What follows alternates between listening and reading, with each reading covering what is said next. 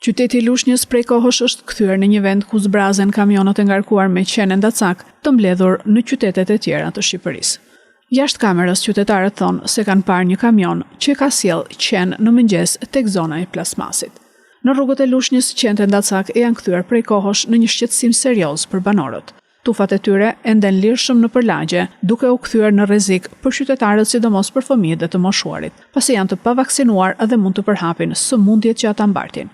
Dje u sulmua një fëmijë 12-13 vjeç, por fatmirësisht u ndihmua nga qytetarët dhe nuk u kafshua nga qend.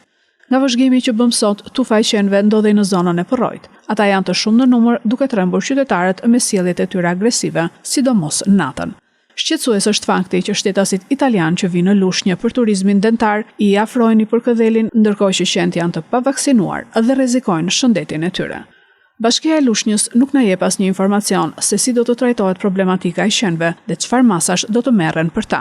Në pamje të parë, duket se bashkia ka vendosur t'i lërë të shëtisin të lirë dhe të rrezikojnë jetët e qytetarëve.